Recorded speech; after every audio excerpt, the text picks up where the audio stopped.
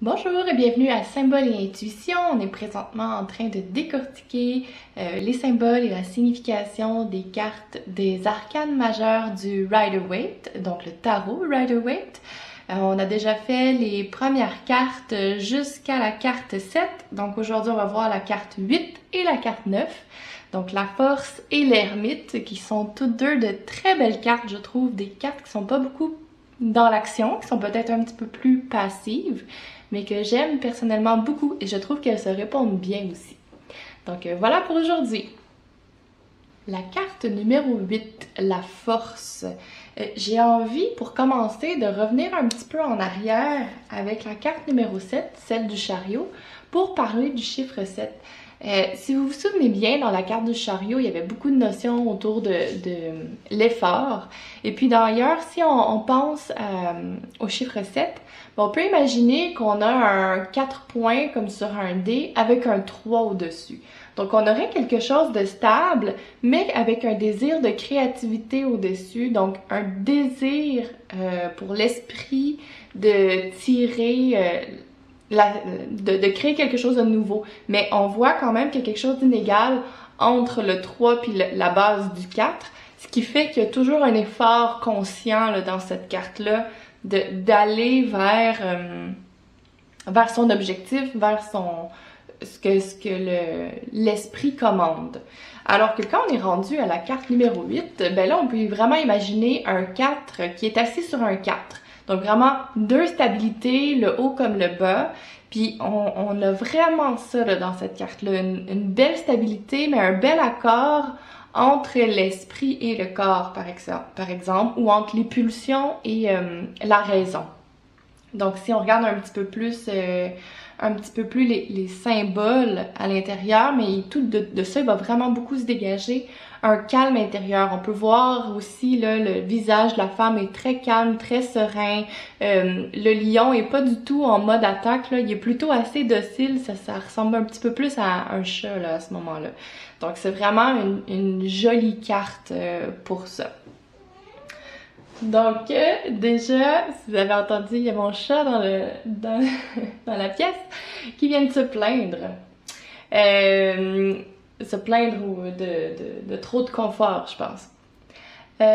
Donc oui, pour revenir à la force, on a donc une femme, donc quelque chose là-dedans avec l'esprit féminin, d'apprendre. Bon, ici, il y a quelque chose un peu plus sauvage. On peut aller chercher peut-être tout ce qui est plus pulsion, plus intuition en nous. Mais la femme, elle, tente d'apprivoiser ce côté-là, ce côté sauvage. Puis elle le fait par la douceur, hein. Elle a les mains quand même, elle utilise, oui, on l'appelle la force, mais on va y arriver. C'est pas nécessairement la force physique, parce que si ça avait été un homme qui confrontait le lion, ben fort est à parier que le lion reviendrait sous la défense, donc en attaquant. Mais elle utilise des mains assez bienveillantes, ce qui fait en sorte que le lion se laisse amadouer, se laisse apprivoiser.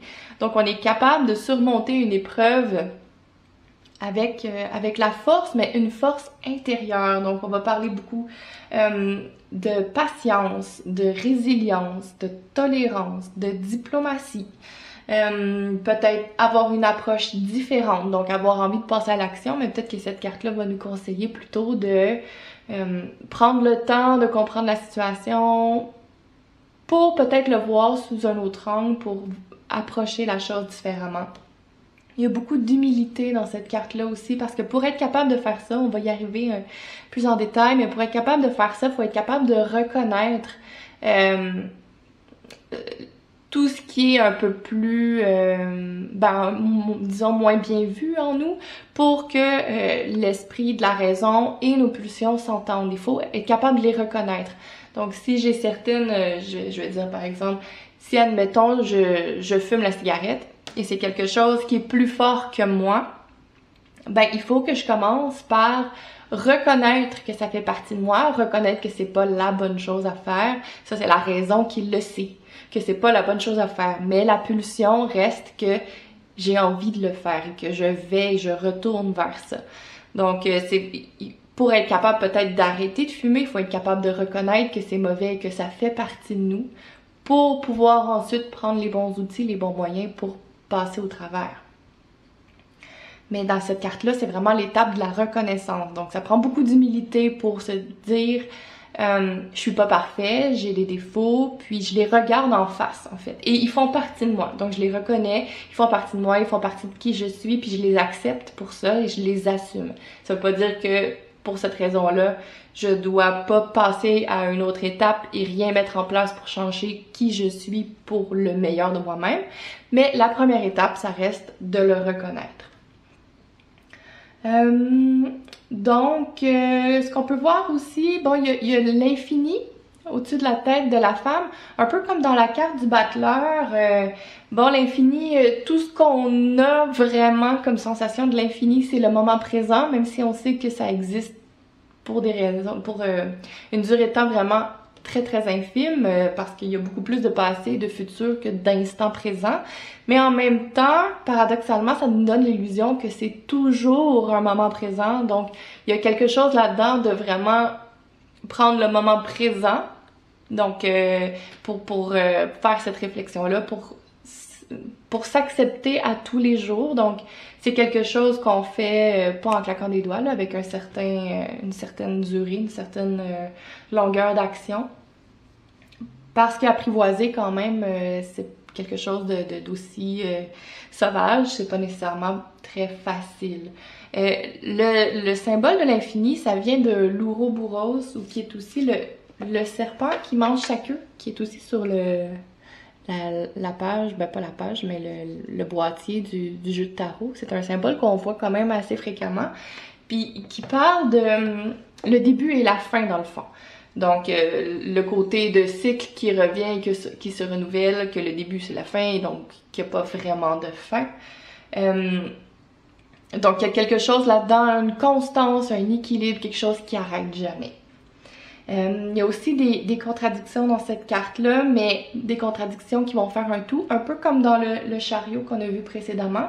Mais ici, on peut voir ou on peut déduire que chacun gagne des forces de l'autre. Donc, que le lion, qui est de nature plus sauvage, va gagner en douceur, la douceur qu'il va chercher chez la femme. Et que la femme, qui est plutôt associée à une image de fragilité, de sensibilité, de vulnérabilité aussi, va gagner en force par la présence du lion et par ses actions, dans le fond, elle va gagner un peu de la force du lion, ou peut-être même de son instinct ou de son caractère un peu plus sauvage. La femme aussi, c'est une figure très humble, alors que le lion, c'est souvent associé à quelque chose de fier. Et puis, ils vont gagner encore un peu des deux. Alors, la femme, en prenant le dessus sur le lion, va gagner un peu de fierté pour sa personne. Et le lion, en se laissant apprivoiser, est obligé de passer par une étape d'humilité. Donc, on voit vraiment, oui, c'est en complémentarité. Les contradictions, on gagne de un de l'autre et ça devient un peu comme le symbole de l'infini, un tout, quelque chose qui est le début et la fin, et puis on sait pas qu'est-ce qui est quoi, mais tout est interrelié. Oui, puis on va voir, j'en ai parlé, là, le côté plus pulsion, puis le côté plus raison par la femme qui est civilisée et par le lion qui est plus sauvage et intuitif. Là encore, on va avoir une espèce de partage de ces qualificatifs-là, donc vers la femme et la femme vers le lion. Donc vraiment une carte, on sait pas trop, est-ce que c'est nous qui donnons, est-ce que c'est la pulsion qu'on apprivoise, est-ce que... Il y a quelque chose que j'aime bien aussi dans l'idée de complémentarité encore, dans le fait qu'on sait pas... en fait, la question de l'œuf ou la poule, on sait pas d'où ça part. Est-ce que c'est parce que le lion est sauvage que la femme décide de l'apprivoiser? Ou est-ce que c'est parce que la femme est douce que le lion accepte de se faire apprivoiser? Ou peut-être un peu des deux, pourquoi pas. Mais on a du mal à détecter qui a fait le premier pas. Est-ce que c'est la femme qui est allée vers le lion qui est allé vers la femme parce qu'elle l'a mis en confiance, puis il a pu un peu mettre de côté son côté sauvage. Donc encore là, le début et la fin, on sait pas trop. Fait que vraiment, si je reviens à la carte, patience, la force intérieure, le calme intérieur, l'accord entre la raison et les pulsions. La carte numéro 9, l'ermite, est une carte très sobre, hein? Elle est plutôt grise, le personnage on le voit presque pas, il a une posture un peu, en fait pleine d'humilité je trouve, hein? Il fait pas de grands mouvements très impressionnants, il est vraiment très replié sur lui-même, très humble, le dos droit aussi, alors il est pas dans une position de soumission, il est pas en train de subir nécessairement une pression qui vient de l'extérieur, mais il est visiblement en retrait de la société. Il y a vraiment, c'est de la neige dans le fond à ses pieds. La neige c'est souvent associé en fait à l'hiver, oui, mais à une saison dormante, donc il se passe pas beaucoup d'activités. Tout se passe à l'intérieur, hein. Pendant l'hiver, les animaux vont hiverner, il y a presque pas d'activité. La terre est en dormance, mais il se passe quand même quelque chose. On est comme en train de préparer le printemps qui s'en vient et le réveil qui va s'en suivre. Donc c'est pas une saison qui est morte nécessairement, mais tout se passe dans ce qu'on voit pas, donc vraiment à l'intérieur. Il est très loin aussi de la civilisation, là. On voit que dans le décor, il y a absolument rien. Ici, on dirait un petit arbre, mais en fait, c'est la signature de celle qui a fait les illustrations. Donc, vraiment très dénudé comme carte. Et puis, si je ramène les cartes précédentes, donc on avait la force juste avant, le chariot et puis les amoureux. On a une belle petite histoire, en fait, d'étapes. Donc, l'amoureux qui nous indique de faire un choix. Ensuite, le chariot qui nous dit de faire un effort pour suivre notre voie et ce choix. Ensuite, on a la force qui nous permet, avec un accord entre la raison et le côté un peu plus pulsion, d'avancer plus librement. Donc, la notion qu'on avait au chariot, on l'a plus pour la force parce qu'on se reconnaît comme soi.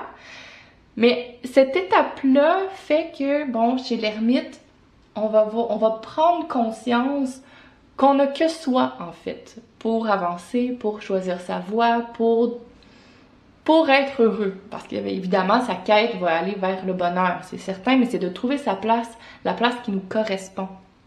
Donc, quand on prend conscience qu'on a, bon, peut-être certaines pulsions, certaines choses qui sont plus difficiles à contrôler, et puis la raison, et qu'on est capable d'aller chercher l'accord entre ces deux parties-là, ben on réalise que c'est tout ce qu'on a en fait, que tout le reste, on peut pas compter nécessairement dessus, que s'il nous arrive quelque chose dans la vie, on n'a que nous, c'est notre seul outil, notre seule porte d'entrée. Donc il y a une réflexion à ce moment-là à faire pour trouver notre place, parce que ça veut pas dire que notre côté pulsion et raison correspond à ce que la société attend de nous. Donc l'ermite va aller chercher, il y a un désir de trouver sa place là-dedans, sans faire de croix sur ni la raison ni ses pulsions.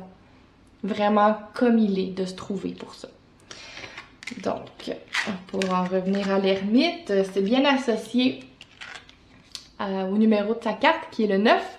Donc le 9, on a une crise, une crise dans le sens où on a une stabilité, donc un 4, puis un 5 au-dessus, donc l'aspect plus surélevé, plus spirituel qui est en déséquilibre. Donc voilà pourquoi on parle de crise spirituelle, mais sur quelque chose d'établi, il y a quand même une expérience là en arrière qui va lui permettre d'avoir une réflexion un peu supérieure.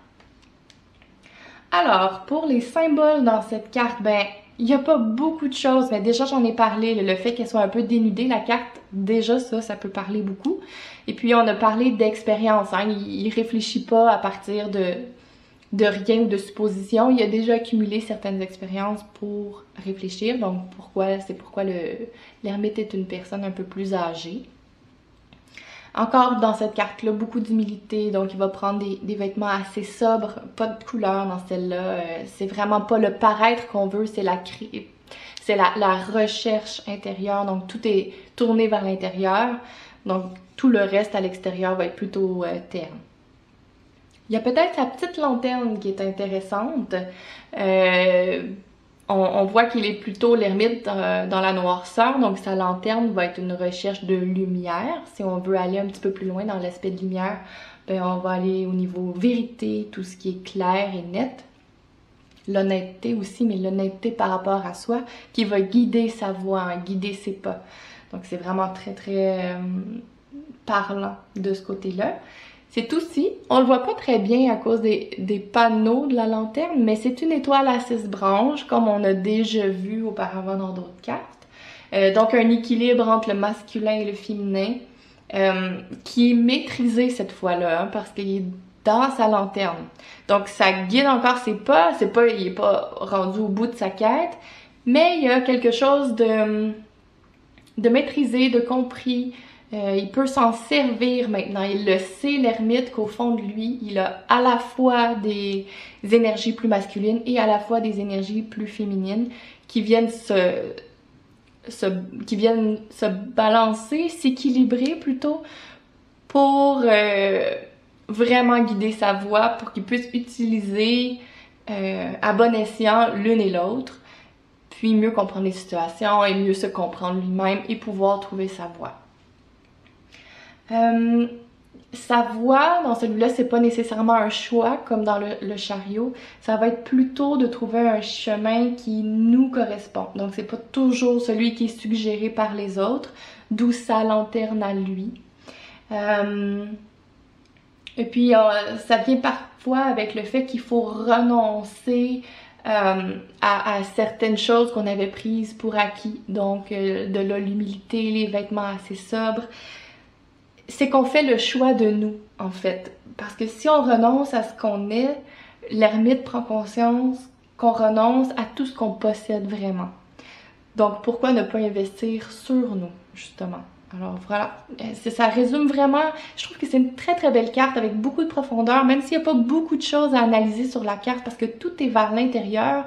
On dirait que cette carte-là, en tout cas pour moi, elle est beaucoup plus intuitive à comprendre. Je me retrouve beaucoup dans cette carte-là de quête intérieure, ouais, et de retrait de la société un peu pour pouvoir le faire. Donc prendre un peu de recul pour pouvoir vraiment réfléchir à qu'est-ce qui est bon pour nous et qu'est-ce qu'on veut vraiment par rapport à ce que les autres projettent ou à ce que les autres attendent de nous peut-être. Donc voilà pour l'ermite.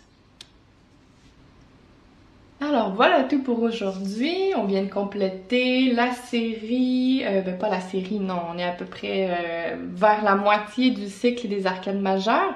Mais aujourd'hui, on a complété pour les cartes 8 et 9. Donc la force et l'ermite, deux très belles cartes je trouve de force intérieure, je les aime beaucoup.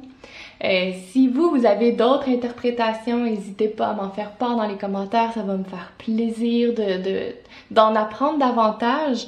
Je sais que pour l'ermite, j'ai pas parlé nécessairement du bâton.